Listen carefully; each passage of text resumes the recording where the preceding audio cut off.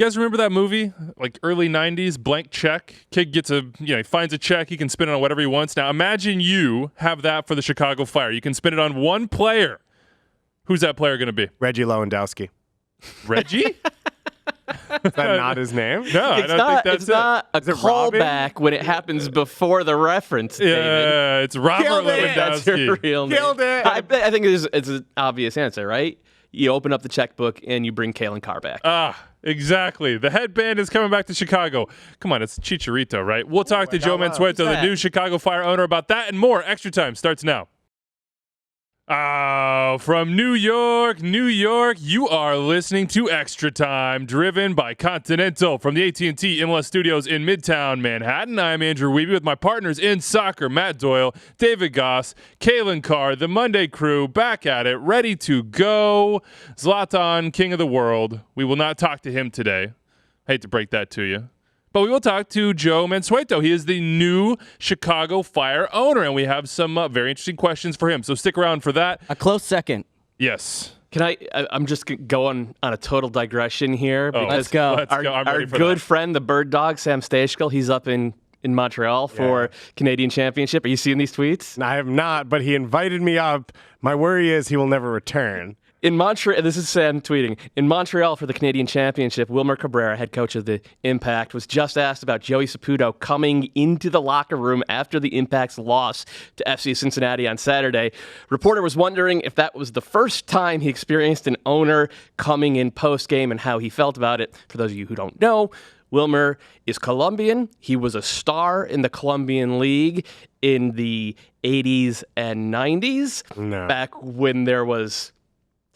narco football. Yes, Cabrera said it was fine with him, then referenced Pablo Escobar coming into the locker room when he was playing for America de Cali.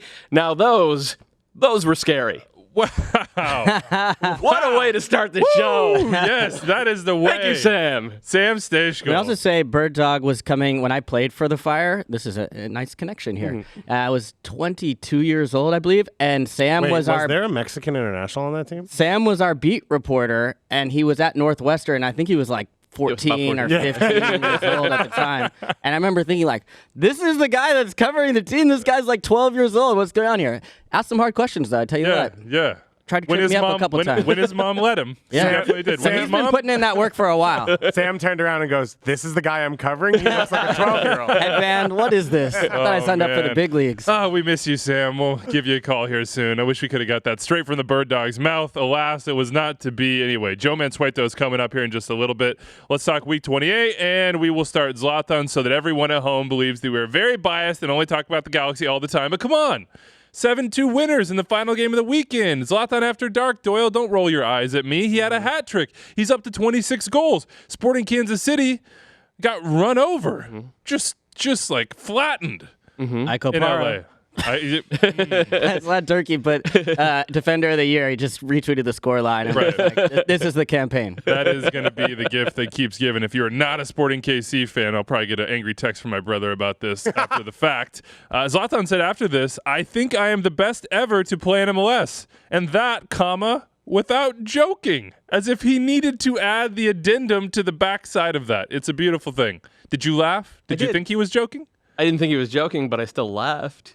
I mean, he's put up numbers. It was a nice win for the Galaxy. They missed the playoffs last year. They're in danger of missing the playoffs still this year. I think they will make it, but they're in danger.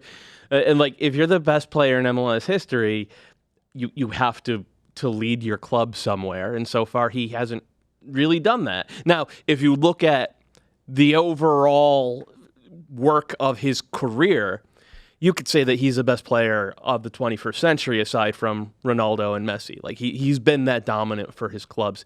I don't think I would put him quite that high, but he has an argument for it. But in MLS, no. I love Zlatan because he walks down a hallway to the game every single time he plays, and he sees trophy after trophy after trophy after trophy, none of which that he has won. And he comes to his Zlatan conclusion, which he is the best ever in MLS. Who would be up there with him, though? I'm trying to think about that. Like, who could challenge him on just individual basis? Is there anyone? No. Lothar? Yeah. Lothar was awesome And that in was his prime. that'd be a weird one because he wasn't awesome. I mean, he was good. He was good in the playoffs. MLS. He was good in the playoffs. He definitely was not awesome during the regular season, but he was good in the playoffs. Thierry Henry was Yeah, that's a good call. like with Zlatan, who I think was just a cut below the very, very, very best in his prime. I think Henry was just maybe a half step below Ronaldinho for those 5 years. Kaká. Yeah. I mean, he was literally World Player of the Year, World Cup winner, Champions League winner, multiple Serie A winners when Serie A wasn't a joke. Like Serie A catching a opening It's minutes. a Juventus Invitational every year, man. Oh man, I just had Adam Jan in my head that entire time. I don't know why. We're talking about the best players in MLS, and I'm like, Adam Jan. Because none of them are dominating the way Adam Jan is dominating USL. Have they won 20 games straight with the Phoenix Rising? No, they have not. Sorry, I don't know. Per 538, the Galaxy are going to make the playoffs. 94% chance of that. 5% chance they would finish in 8th. That's outside the playoffs. We all know that. And then it's basically even odds all the way through 7th through 2nd, and the best odds go from 3rd to 6th. Their remaining schedule is, as you compare to the other Western Conference teams, pretty cushy. Montreal at home, at RSL, Vancouver at home, at Houston. So We mentioned Zlatan breaking the LA Galaxy single-season goal-scoring record. we can. And then getting another one and only being 2 back of Carlos Vela, who now has 28 goals. Who had it? Who had the single? It was Carlos Felton? Ruiz. It was Carlos. So, Right. I mean, if you look at the Galaxy strikers that they've had, Ruiz never did this. Landon never did this. Robbie Keane. Keane never did this. Giassi's artist. Never. Those are some pretty good strikers to have not scored as many goals as him. So say what you will about him and Doyle. I think it's fair to say that he hasn't done it yet in the playoffs. He might yet. He might, yeah. But as far as single seasons go, you look at that group of strikers, that's pretty impressive. And we also know that the most important MLS Cup is the 6th. That race to Sace is above all other races, of course. Sporting Kansas City. Man, I forgot about that thing. It was. It's been that's so exactly right. long. I never forgot about the race to What Sace. was the 5? I can't 2014. remember. No, but what was the moniker that they used? First to 5. First to 5. Oh, first to 5. And then it was hard straight to race to 6. Yeah. It was like pivot. More of a marathon to race to They've 6. just been waiting to play Houston. Ultra in the marathon, you might say. Oh, wow. Might have to wait a while for that. Wow, this one is quite the show right here. Galaxy. Can in the I playoffs. just bring it back to that Wilmer Cabrera quote about Pablo Escobar? I'm gonna give a MLS deep cut. Patufo Diavola, who was a contemporary of Wilmer Cabrera, played for the Metro Stars in like 96, 97, 98. He scored a goal for the Metro Stars in, I want to say, the playoffs.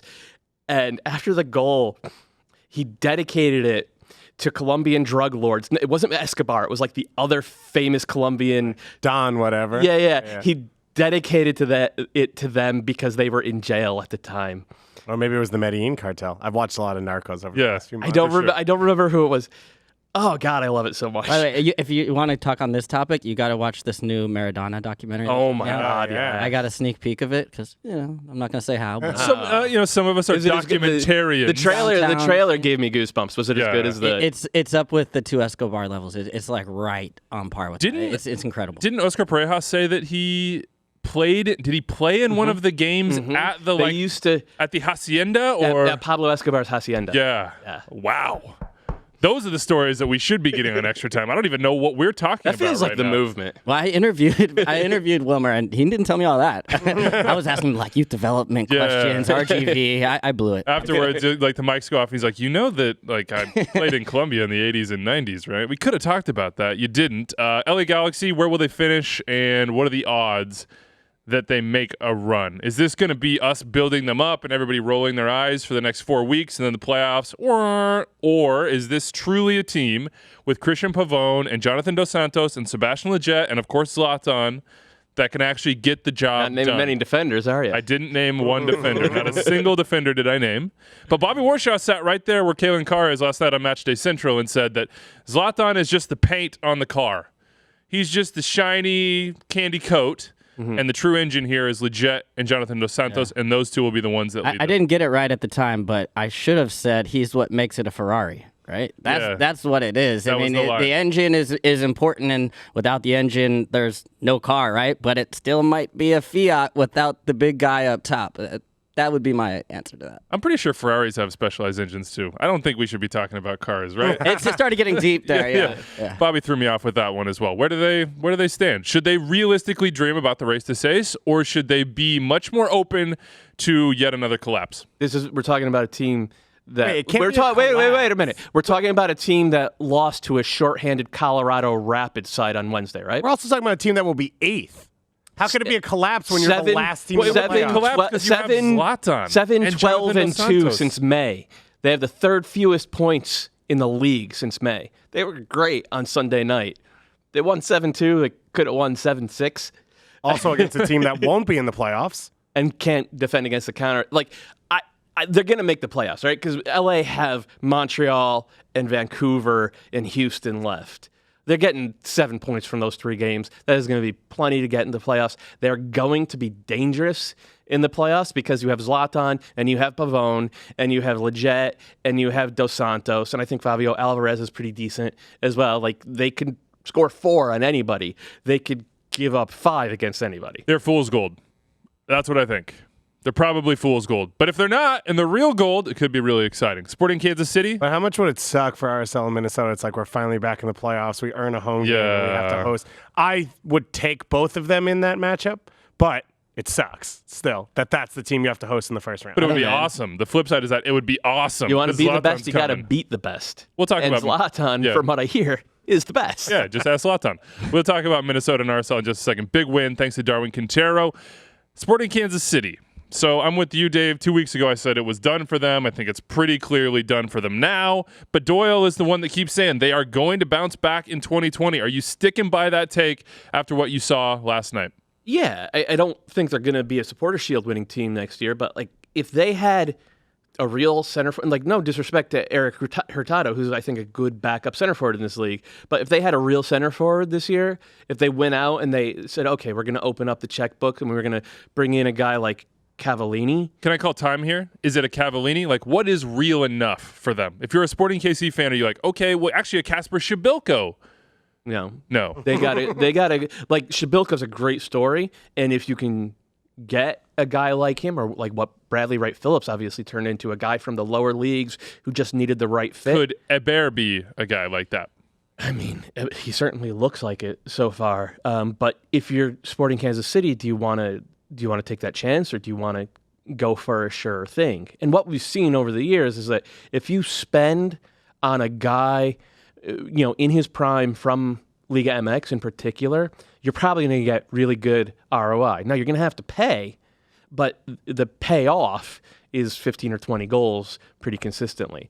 I think that if they had a guy like that this year, you get another 8 or 10 goals out of the center forward spot. We're talking about a team that's not, their season didn't end last night. We're just talking about, they got knocked down to 4th or 5th. I think the issues are in the back. They obviously have some issues they have to fix. Gasman and I were talking about it, right? Like, Graham Smith got roasted in this game, but why is Graham Smith defending one-on-one on the flank against Christian Pavone? Like, Zusi's 100 yards upfield. The midfield, their defense and their structure is really bad. And, if you look at, in particular, the front line, how disconnected it is from midfield, but then the front line also doesn't get as much pressure to the ball as they used to because they're not actually a pressing team anymore. So they end up leaving themselves exposed to counterattacks, and they ask Smith and Matt Beasler to put out a lot of fires. And against some teams, you can get away with that. Against a team with Argentinian international, 2 Mexican internationals, a U.S. international, and Zlatan Ibrahimovic, you give up 7. They did give up 7. Zlatan standing on the field boards after this game was quite the image for the LA Galaxy and their supporters. They hope to see more of that. Dwayne Wade, though, in the slipped playoffs. on the first time out. Did he? I didn't notice that. Yeah, he I only slipped saw the payoff there. Wearing cleats. True, fair. Just saying, Dwayne Wade Would you tried to do jump that on as a the table professional last athlete? Would you do that? Would you jump on the field boards? What chances are you willing to take in a celebration? I mean, I jumped over a corner flag. That's the biggest risk of them all. You think that's a big risk? It's on a spring. The corner flag is on a spring. Look what Wiebe, think of the dynamics of that. What happens if you miss there? You don't miss with your feet. I don't want to think about those dynamics anymore. Speaking of terrible celebrations, Ethan Finley lives on the edge, man. had one of the worst I've ever seen in Major League Soccer. One of the worst and the best. He failed on the knee slide and then ran over the corner flag and pulled it out, then put it back in. It was the third goal and a 3-1 win for Minnesota United over RSL. What do you think he was trying to do when he pulled out the corner flag? I think because there was no salvaging that moment for him. I think he was just a little bit embarrassed, and like when you don't know what to do, you just start doing stuff, and you're like, I think as a good Midwestern boy, he saw it off tilt, and he was like, I'll fix this. Gotcha. I'll put a little paint on the corners, clean up the fence, and I'll move on. Right. Maybe trim, edge if I have time. I don't know what that means. Sweep all. You don't know what edging is? No, I'm from New York City. Gotcha. Sweep all the grass clippings, and I digress. Minnesota's 2019 narrative. What is it? Because Bobby and I were arguing about this last night ahead of Matchday Central, and Adrian Heath and all his sort of us against the world. Give us your take, Wiebe. You're the narrative guy.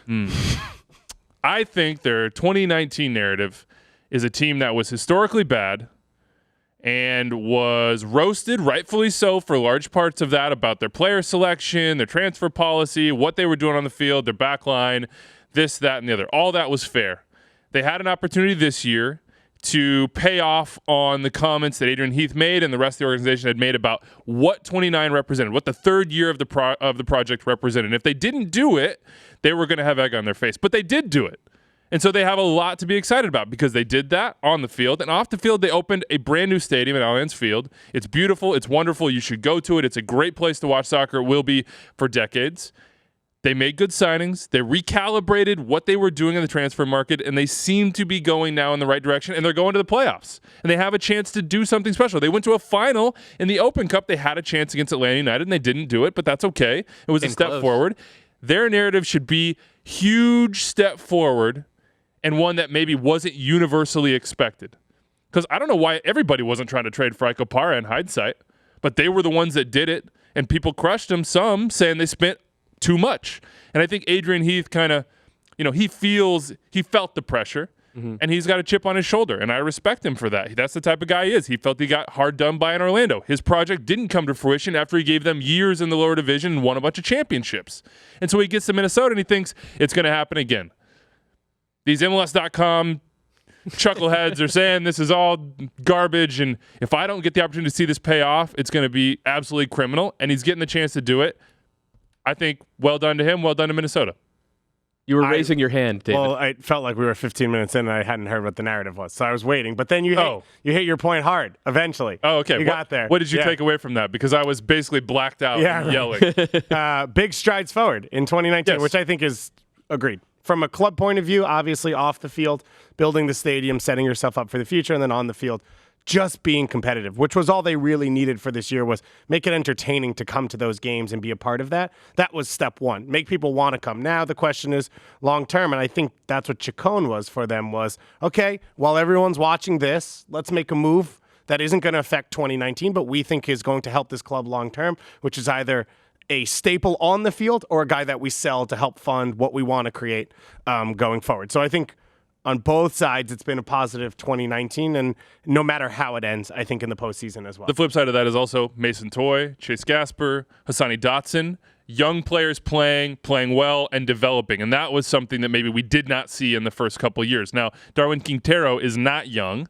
Darwin Quintero had not done much in Major League Soccer until Sunday night. He had 3 goals and 2 assists in 22 MLS matches leading up to this match against RSL. Now, he had done very, very well in the Open Cup. He was the leading scorer in the competition. Then he didn't start the final. And then he didn't start the final. And it feels kind of like Adrian Heath has been playing some games with him. Am I right to say that? Is that off? Is that it's probably a guess from afar, but it feels from afar like those two I don't want to call it playing games. There was a reason that Quintero wasn't starting, and we saw it in a couple of games where he just refused to do any sort of defensive work, like basic stuff, and like teammates yelling at him on the field. Like the goalkeeper, Manone, running 50 yards upfield to scream at Darwin Quintero for just not doing any defensive work at all. With a player like him, you either accept that, and they clearly need him in order to win. I think they have 1 win all year when he doesn't start.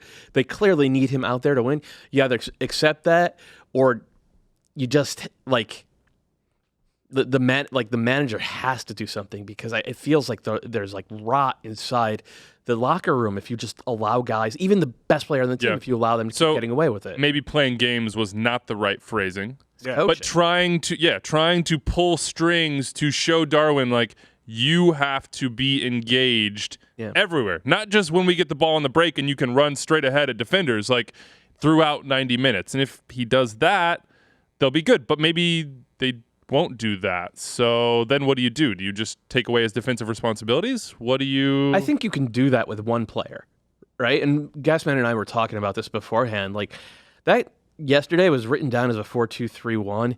It was kind of a 4-4-2. And, like, Darwin was basically a second forward playing off of Mason Toye. And if that's the situation, if you're going to keep starting Toye, which you should, you say, hey, kid, you're 20, you have legs, you're going to have to do more of the defensive work, because we need Darwin out there if we're going to beat playoff teams. If we're going to beat teams like RSL, and if we're going to beat LAFC or the Galaxy or whoever we face, Seattle, whoever we face in the playoffs, we need him out there, and he's not going to be able to do as much defensive work as we want. So it falls on you. And then you also get the stability of having Ozzy and Jan Gregic, who's been a very good signing together in central midfield. And then because Metanire is such a force on the overlap, you say, okay, we'll do what we did yesterday, and we'll pull our right midfielder inside to be kind of the playmaker. And it worked, and they're never going to have 60% of the ball against a good team, but you don't need it. If you have Darwin Quintero on the break, get him into space, feed him. And the hope from Heath is to pick and choose when you take that bet to play him. And it may not be every game. And a part of it also is to tell Darwin that he needs to do a little bit more. And I have seen spurts of him doing it, even in the game yesterday. And it's usually when things are going well for him. When you're going well going forward, you feel a little bit more generous going back. And there were a couple moments where he still tends to, at times, over-dribble or look for his own option or call his own shot. That's part of his magic. That's part of what makes him great.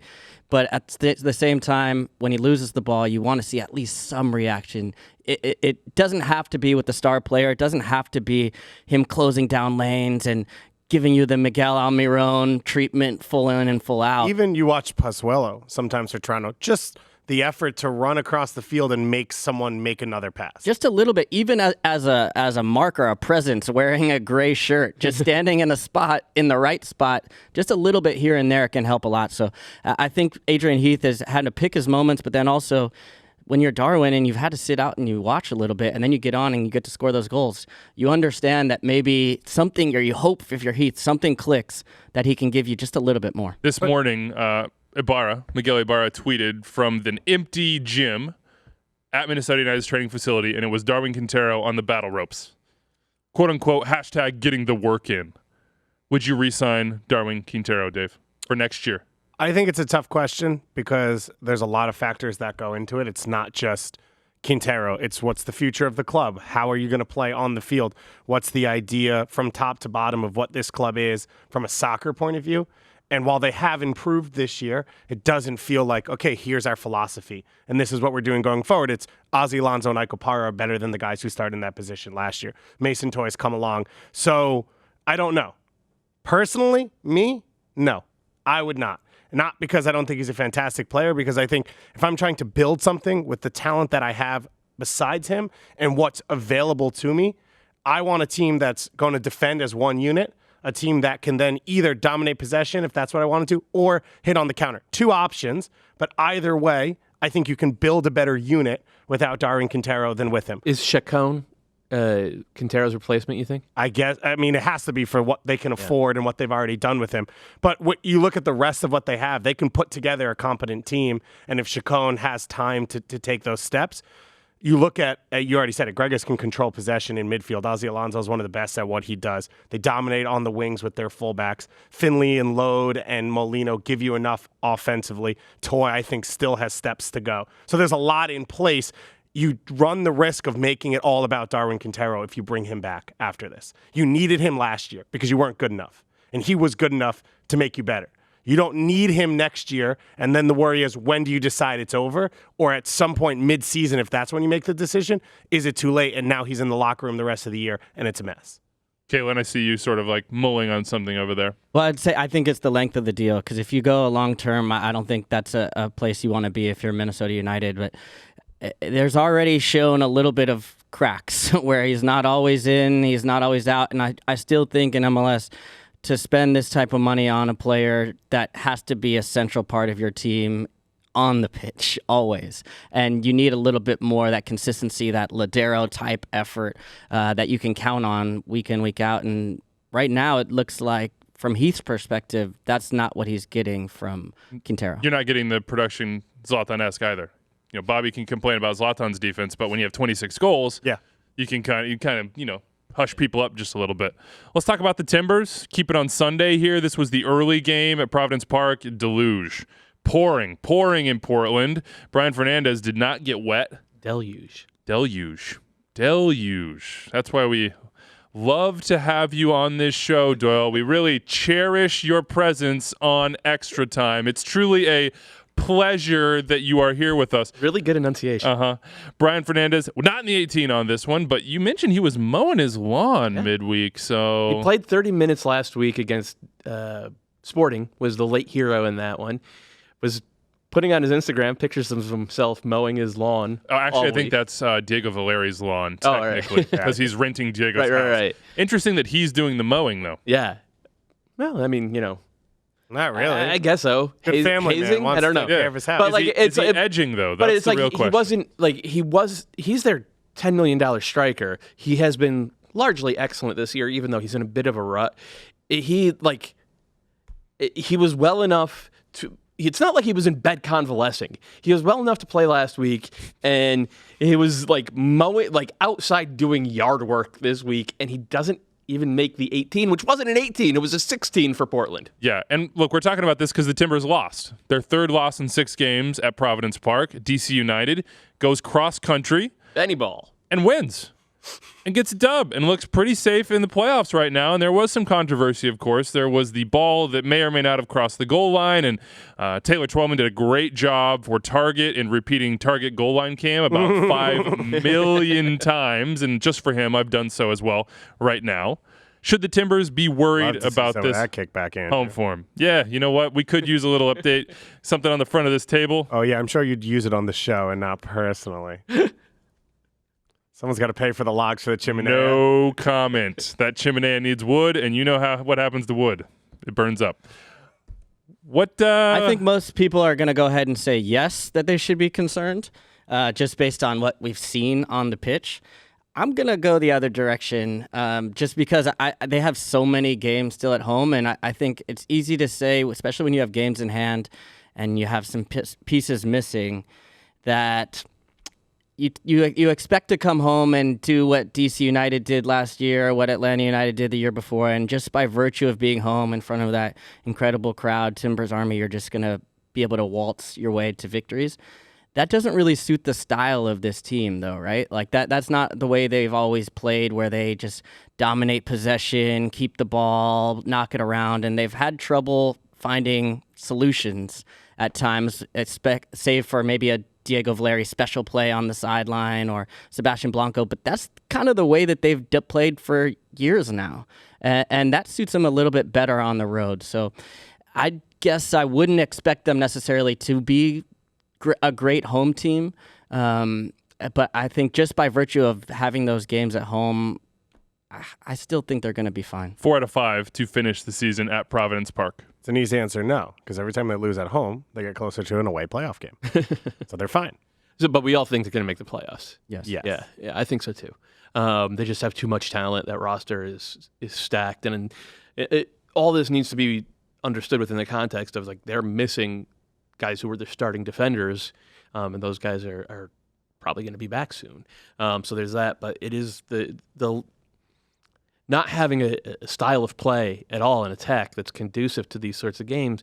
That is a longer-term worry. They crossed the ball 39 times last night against a DC United defense that had 10 guys in the box and lives to win those aerials. 39 times. Right now, Portland, they just passed the Galaxy for most open play crosses per game in the league. And they are on track to set the record for as far back as we have off the data, which goes back to 2009, I want to say. Yeah, or it might be 11. I can't remember exactly. Somewhere around there. So they're about to set the record for most open play crosses per game, and like it's not like they're getting to the edge of the box like say LAFC does or like Greg Berhalter's teams try to do. They're just whipping them in from the end line. They generated 24 shots, I'm going to say, yesterday, and had 0.8 expected goals. They just didn't get any kind of looks out of it. That is a concern. I still think they're going to make the playoffs. Yeah. Who do they have in the box? Those other teams serve the ball because who do they have in the box? Couple of times that they played through Abubasi, he created chances. Yeah. Like if you look at his goals per 90 when he is a center forward, he's like up at 0.6 or something like that as a center forward. It's obviously lower on the wing, but I think the answer for them is somehow getting Abubasi and Fernandez both into the box, both as actual forwards. When those guys have done that, they have created chances, they have scored goals, they have won second balls, they have been on the back post, which wasn't happening yesterday. The problem is, if you do that, you have to figure out kind of how to hide Valeri defensively, because he doesn't defend anymore. You could kind of maybe play like a flat 4-4-2 with him inverted on the left wing, but then you're asking a ton of Villafaña on that side as well. Or maybe you put... Why can't you play Fernandez outside? In a 4-3-3? Yeah, because he just won't do it. Which that's the part I don't... If you say he can't defend, that's one thing. I think it's this concept of he's a great goal scorer. He has to be near the box at all times. But he seems to be better when he can run onto the play, whether it's running on at the far post or just running onto the ball in transition in moments. He looks more comfortable.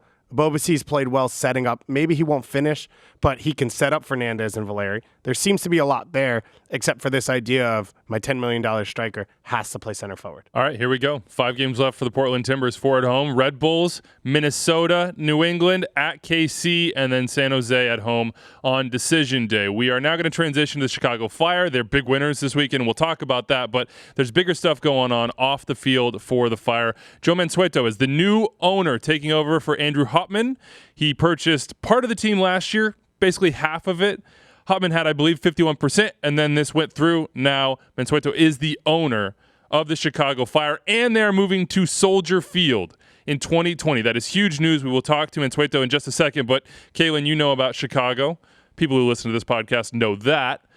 What does this mean for the Fire? And I think more importantly, I just kind of want you to imagine Chicago Fire in Soldier Field in downtown. What is the potential of this club? Because we know it is one that has not necessarily lived up to that potential for the last decade or so. Yeah, well, I think this is a big opportunity. I think it's still a long road ahead, but I'm excited personally. When I came to the Fire, they had just left Soldier Field, and I got to open up Bridgeview and the stadium there, and we had great crowds, and we went to Eastern Conference Finals several years, and then it kind of has gone the wrong direction. So the idea that this could be an opportunity or an opening maybe for something new is important, because it's such a shame. I go around for the longest time, and everywhere I go, LAFC, I see John Thornton, Bob Bradley, Ante Razov. I go to Red Bull matches, it's Dennis Hamlet and Chris Armas. You go to Philly, you see Jim Curtin. You go to DC, Zach Thornton. You go, like, literally everywhere you go, you see Chicago coaches somewhere else, and most of them are being quite successful. So then you see what's happened with the Fire, and it just hasn't quite been there for the longest time. So, one, I'll be interested to see what direction is taken as you take this next steps forward, as far as any within the organization, or if any of those people, maybe it'd be tough to get some of those guys at this point, but if any of those people come back. And then number 2, just anecdotally, after a while in Bridgeview, I started getting questions all the time from people around Chicago saying, oh, I used to go with my dad, or I used to go with my family when it was at Soldier Field, and Soldier just has such a cultural resonance in the city. So the idea of going back there, a place where the Fire have been so successful and where a lot of memories have been made, is a positive step. All right, let's hear more about the future of the Chicago Fire at Soldier Field and beyond. It's an AT&T call to the field. We're talking to Joe Mansueto. He is the new owner of the Fire. Joe, welcome to Extra Time. Hey, thank you very much. Glad to be here. We're glad to have you. And I have to ask, I heard you got the game ball Saturday after that big win. What did it mean to you, one? And two, where's it going to live? Do you have a spot on the mantle? What's the future of that ball? Yeah, hey, I was very touched after the game. We won on Saturday 4-0 against Dallas. And I walked into the locker room, and all the players were there standing in front of their locker, and they all applauded as I walked in. And then Dax McCarty, the captain of the team, was there and said some very nice things and handed me the game ball that they had all signed. So I was, I was deeply touched. As Dax said at that get-together, he said, hey, we're a family here. Welcome to the family. And it kind of just shows you kind of the relationship between, the players, the front office, everybody here. It is a family. It's a really nice, warm feeling. And so greatly touched. I took the ball, and I put it I have a home office at my home in Chicago, and it's there on my desk. So you've got the soccer ball in the office. Tell us about how you got involved in this game. Why soccer, and then why buy the Chicago Fire? Yeah, so my history with soccer, if you look at where I grew up in Indiana, unfortunately I did not play soccer growing up. It was not offered at my Indiana high school. It was football, basketball, baseball back then. And so, but through my kids, I've got 3 kids. They started playing soccer at the AYSO level. I coached at the AYSO level. They went on to club soccer. I got more deeply involved in soccer. And the deeper I got into it, the more I thought, what a phenomenal sport this is. At the youth level, seeing kids engage, have so much fun, get great aerobic exercise. It's an exciting game. Then started to watch professionally, European leagues, MLS, and just got captivated by the experience. I think it just fits so well into the modern lifestyle. It's an hour and a half of solid action, unlike a 4-hour investment that you might make in some other sports. And so I just thought it's a great experience for the fans. And I think if you look in this country, penetration of soccer in terms of sports viewership is not what it is around the world. So I think MLS has a real growth story that's going to continue for many, many years. And at the same time, I think Chicago in particular, especially being a native Chicagoan, this team just has so much potential, especially as we move downtown and make it more broadly available to the broader metro area. So you've kind of answered this, and I want to get to Soldier Field and the players and the game and what you hope to do with the club, but you're a businessman, obviously, and obviously a very successful one. Owning a pro sports team has an emotional pull. We know that, but the numbers also have to work, I would think. What is this for you? What is a good investment when you look at the Chicago Fire? I think for all those reasons, I think MLS and soccer is going to catch up over time with the rest of the world in terms of popularity, in terms of the economics of the sport as well. And so from an investment perspective, I think it's going to make a great deal of sense. Chicago, in particular, when I looked at it more deeply, here was the stadium in a subpar location. If we could move it downtown, you could really make this a very special experience for all of Chicagoans in a way that you see in Seattle, Portland, LA, Atlanta, and really the city is not engaging with this team in a way that it really should. So from an investment perspective, I think of all the teams in the league, this team has the most potential. Explain to us bringing the team downtown, and a former player in Calen Carr talked a little bit about the aura of Soldier Field. Explain to us, how do you take advantage of it? How does moving to Soldier Field, which is the other big news that came out this week, how do you make sure that it works for the Chicago Fire? Yeah, that's going to be the focus. We've got to be planning very rigorously to have a great game day experience for all of our fans. But as I mentioned, when you look around the league, you see, Seattle, Atlanta filling up football-sized stadiums. With 50, 60,000 fans. If you look here in Chicago at Soldier Field, 2 top Mexican clubs, Chivas and Club America, sold out Soldier Field a few weeks ago, 62,000 fans. The U.S. men's team lost to Mexico here in August, but it was full, 62,000 fans. So the demand is there. We can fill this stadium if we do it right, if we've got a great team on the pitch, if we have a great match day experience. It's easy to get to. It's a well-known stadium, and we've had one hand tied behind our back with the location here in Chicago, and so we're addressing that. And I think it's just going to be a great experience for all of Chicagoans next year. I've seen games at Soldier Field. It is a great place to watch, Gold Cup finals and the like. But is that the long-term home in your mind, Joe? Is there a search for a soccer-specific stadium for, I don't know, some other real estate somewhere that would be, ideally downtown, you would think, or wherever it is that you're thinking about now that you're prioritizing? We have that optionality for a soccer-specific stadium down the road if we choose. But I think right now the focus is on making Soldier Field work and making it work big time. Getting that stadium full, as many fans as we can, hopefully 60,000, making it a great experience, making it a warm, friendly place, putting a good team on the field that can win an MLS championship. So we've got enough work to do with all the things I just listed. Again, we'll have that option down the road if we choose, but I'd rather expose more people to the team if we can at 60,000 potentially, rather than, say, 25,000. And so if we can make Soldier Field work with its great central location, walkable from the downtown, to me that's a home run. You're taking over the ownership of this club, but you've been around for a little while, being a part of the ownership group, going to games. The name, the Chicago Fire, it means a lot to a lot of the fans, and one of the things we've heard a lot about is a potential rebrand. Is that something you've discussed or you've thought about?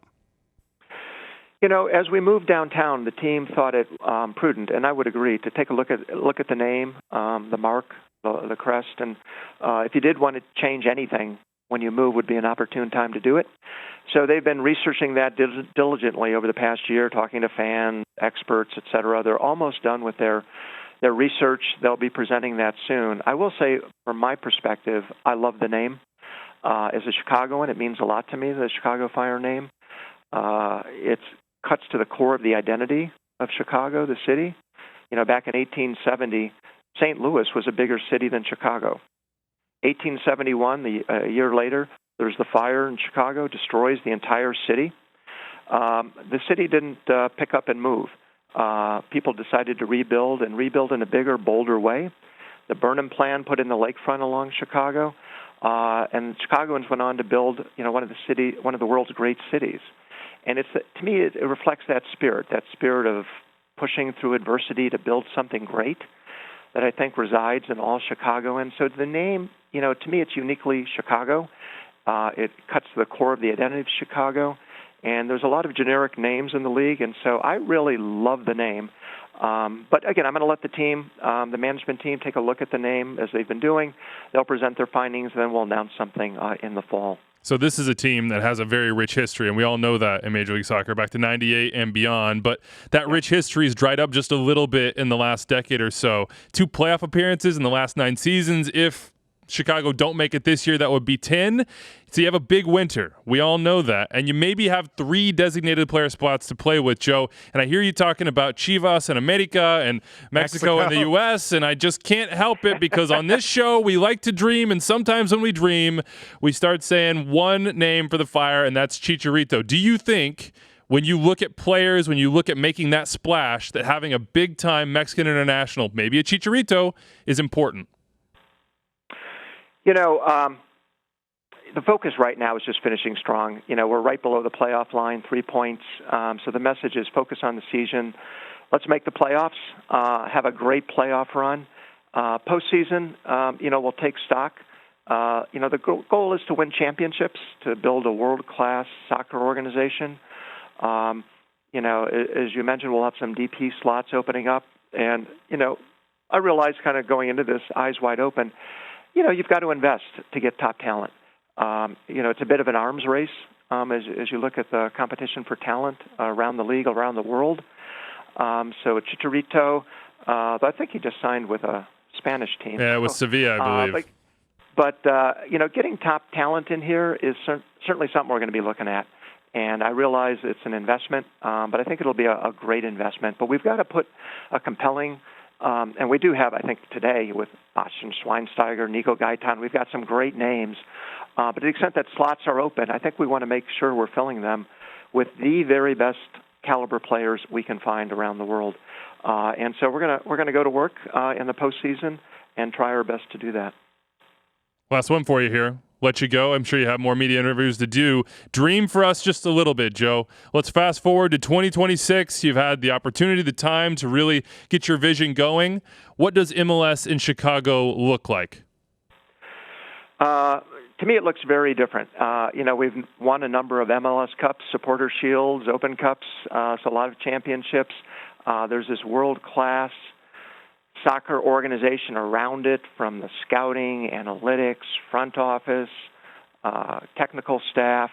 And then, most importantly, we're engaging very deeply with all of Chicago, all of the neighborhoods, more what you see, again, in some of the other cities around the league, where you're part of the cultural fabric of the city. You're a cultural asset that people really care about.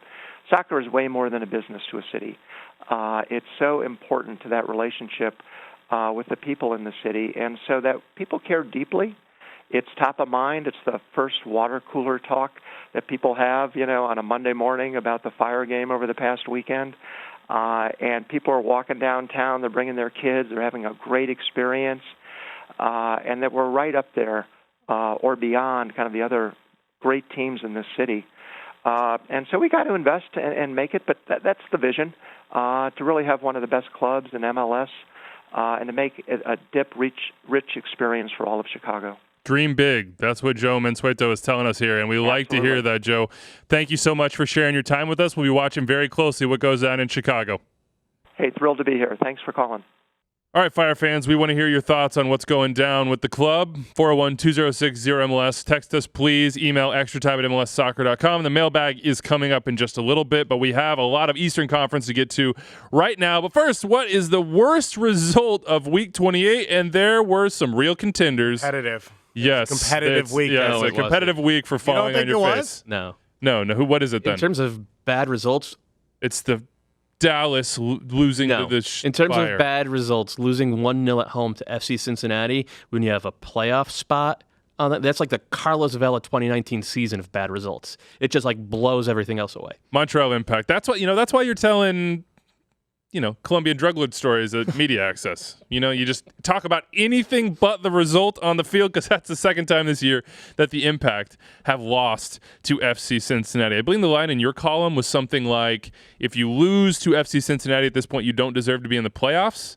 Is that an approximation? I don't think I used that line, but maybe I did. But I'm attributing it to you now. He should have. Yeah, maybe you should take that one. Yeah, I'll take it. Okay, that's fine. There's some other good contenders here. Again, we just got time talking about the Fire. They won 4-0. They were up 4-0 at half against Dallas, who are now below the playoff line in the West. Atlanta United got worked over by the Crew at home. Gyasi Zardes scored the most incredible left-footed thunderbolt, like Thor's hammer That goal. one was for Rob Osfrey. It was for every hater out there, and it was brilliant. The hold-up play before it was also really good as well. So worries for Atlanta United.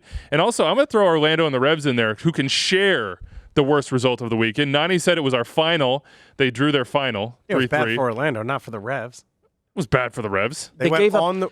They got a point on the road. They got a It point was against more the good team than chasing bad, I them. guess, because they did get that point, but they blew 2 leads. They blew a 2-0 lead, and then they blew a 3-2 lead. If you're going to play Carlos Heel at defensive midfielder, you allow that to That's happen. fair. That midfield. They went Swiss on the cheese. field with arguably 3 defenders in their team. Yeah. Because both fullbacks are attacking players who are converting to fullback, and they played Carlos Heel, Diego Fagundes, one of those 2 at central midfield, alongside Caicedo.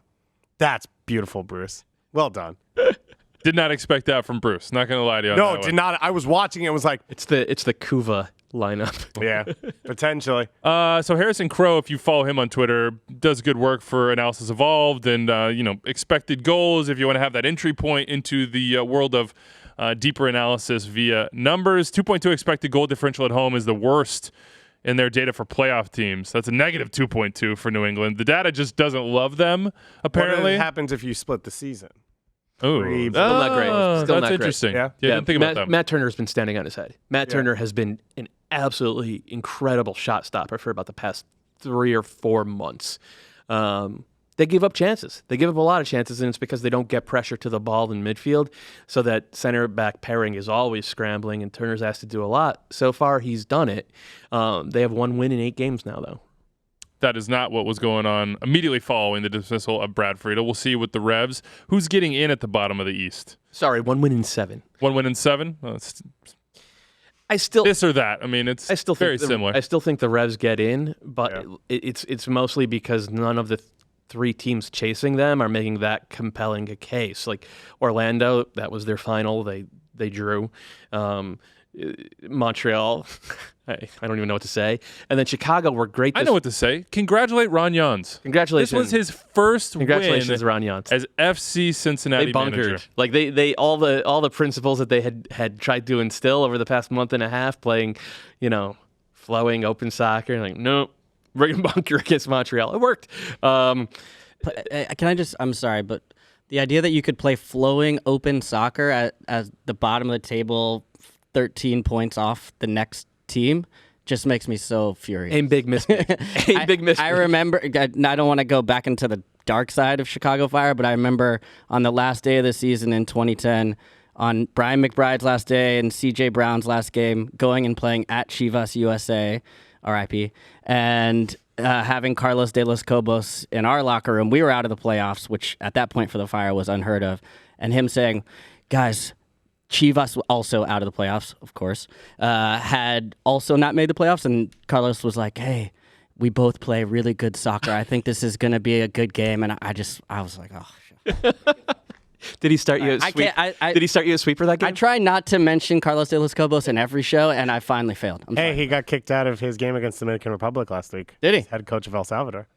Wow. But El Salvador had been playing some pretty soccer. Yeah, they've been playing some beautiful stuff. They did not. That result wasn't great. Just saying.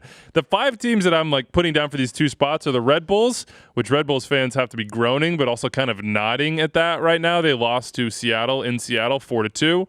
New England, 41 points, 40 points, and then it's Montreal, Chicago, and Orlando. I think it would take an epic collapse for either the Red Bulls or New England, and basically a miracle for those other ones. They have all played 31 games, the bottom 3. New England have 4 games left, so they have a game in hand on the 3 teams chasing them. All 4 of New England's games are against playoff teams. They have a really tough schedule. The flip side of that is we just talked about Orlando, not getting it done. We know the form that Montreal is in. Chicago, they were great this past weekend. They've had some great moments this year. 2 of their final 3 games left are on the road so far this season. They are 1-10-4. Yeah, that's not a good sign. One little correction here, and it might be a big one. We were so ecstatic about Sam Stejskel's Pablo Escobar story with Wilmer Cabrera, but it wasn't actually Pablo Escobar. The correction is in. Pablo Escobar didn't own America de Cali. It was rival boss Miguel Rodriguez Orihuela. So one of the heads Pablo of the Escobar owned Nacional? No.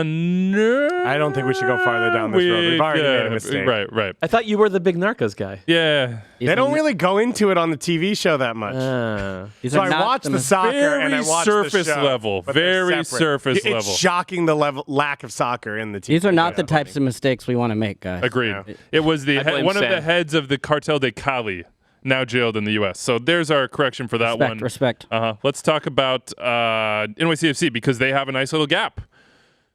We kind of didn't expect it from this year. We've often spoken skeptically, I want to say, about Dome Toronto, but now they're atop the East. They have a 5-point lead on Philly, who drew LAFC. Is it all wrapped up? They did this without Maxi and an Eber. Epic game. It was, yeah. We'll get to that game. Oh, we are? Yeah, we are. Oh, We're going to get to that game. sorry. Dude, NYCFC, then I can do my thing. Are they? No, I want to do Union LAFC. Okay, you got this one. Wait, I said I don't. I said I don't want it. You got this one. What's up, Calen? You got to speak into the microphone. Sorry. I was over on the side. Expert advice for you on that one. Doyle, NYCFC. why don't you want this one? Every time in the past month I've been on the show, I've praised NYCFC. I led my column with them last week.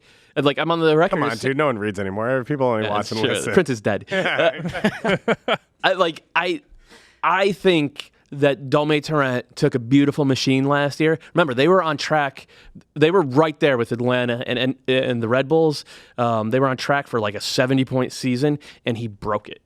And he broke. Look, he stuck a stick in the spokes and crashed it, and then he rebuilt it, and now they're back. And he rebuilt it, flying high. And it might be better. And they have and they're I think a little more pragmatic, a little less dogmatic, and we saw that especially against the Quakes when they were fine, you guys want 60% of the ball. You can have it, but we just, like, because of your man marking, we know that we only have to find one matchup to exploit. And they just beat the hell out of Marcos Lopez all game, well, all half long, because they yanked him at the head, because Almeida yanked him at the half.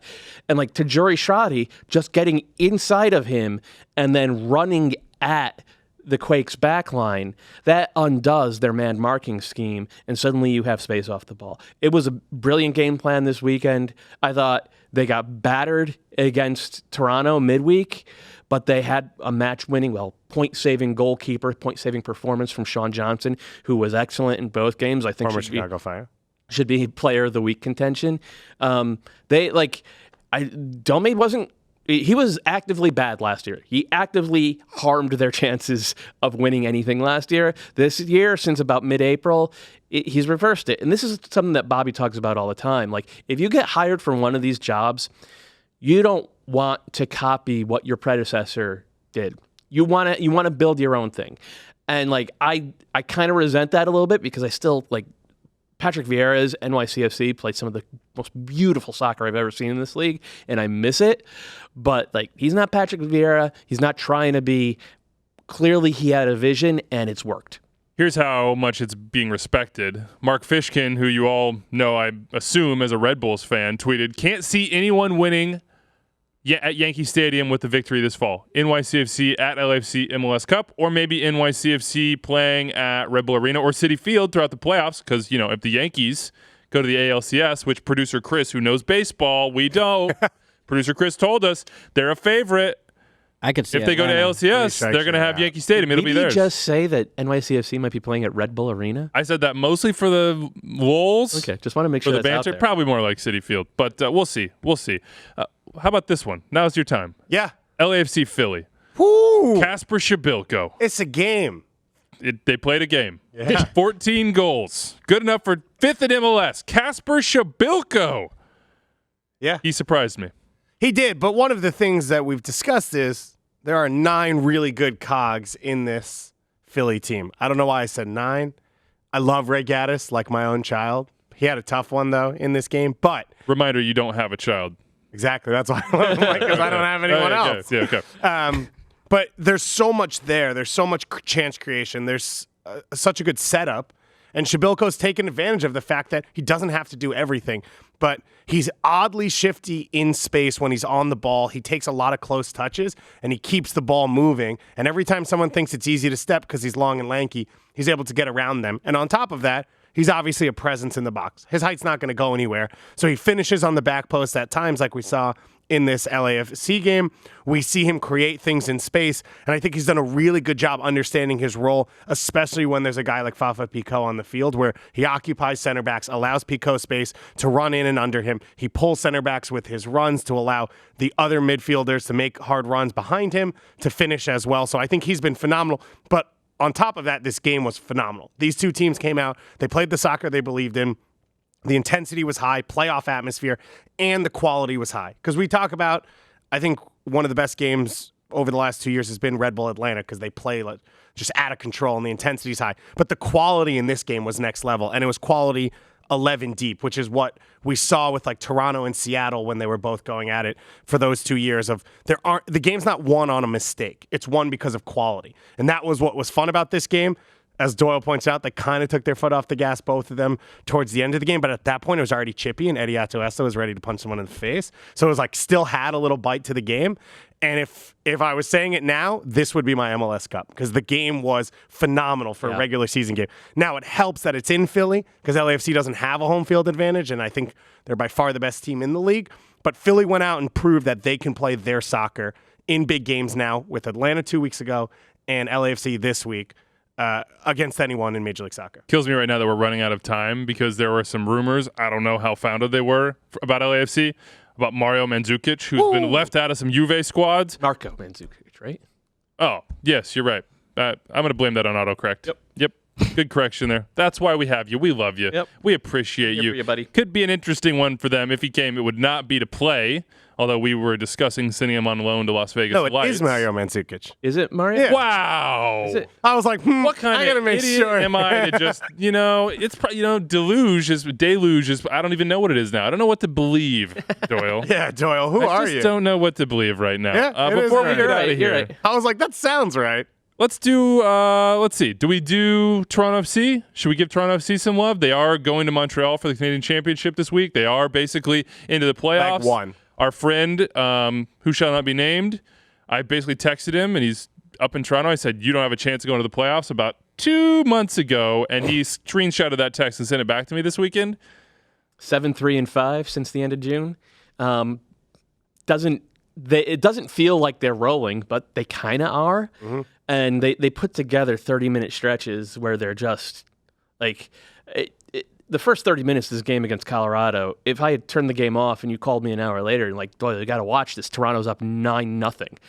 I would have been like, yeah, that sounds right, because they were that good. But they weren't up 9-0 because as soon as they went up 2-0, they just took their foot off the pedal. Colorado came right back into it. I don't trust them still. I just don't trust them. Yeah, they can't defend 1v1, and they get pulled out of position consistently. Greg Vanney opened the game with a quote that he had given pregame where he said, I think we've been playing really well defensively on the road the last few weeks. Now it needs to click offensively. They can't do both things. They have to defend with numbers, or they have to push numbers into possession. When they do, they're fun to watch, and like they were the first 30 minutes, they're dangerous, but they're extremely exposed on the backside. If they drop all their numbers in and defend with numbers and keep everything in front of them and don't make Chris Mavinga and Omar Gonzalez defend 1v1, they're okay, but then they don't create goals. So they can't do both. The question will be if they find a place in the playoffs where they are in a flow, the only trump card is that Josie's still dominant. Yeah. And when you get the ball near his feet, or when he starts doing the things to Lalas Abubakar, he did it over the first 30 minutes. Whoa, that was fun. Which was offensive to Alaba. Yeah. Josie v. Lalas, ding, Yeah. ding, ding, ding, ding, was entertaining. And the guys they've brought in, the French guy on the left wing who got hurt. When he floats in field, he's fun to watch. Osorio didn't even start this game because he was away with Canada. Gallardo didn't start it as well. So they have dangerous attacking pieces. I just don't think they have the defenders to allow those players all to play on the field. They might have a home game in the playoffs, 45 points right now, same as DC United. We'll see what happens with them. In my ear right now, canceling the mailbag, crushing all of your dreams, taking something away from you that you love dearly. Can I leave everyone with producer one thing from the mailbag? Blame him. I'm going to leave everyone with this. Someone sent us an email that says, is Reese Buckmaster the most New York Red Bull name ever? Also, what is the best name that fits their MLS team? That's for you guys. Send us your responses, and we'll do that on Thursday. And I'm going to dedicate 20 minutes in honor of everyone who ignores producer. Yeah, that might be there. That's a good one. You said that with a little panache, too. I like that. Did I pronounce that right? You did, yeah. Yeah, thank you. Awesome. Let's get out of here. Thanks to Joe Mansueto for you're gonna ruin me. You're gonna ruin me for sharing the future of the Chicago Fire. To Cristiano Messi, to Leo Ronaldo, to all the big players in the world. Awesome. See ya. We'll see you on Thursday.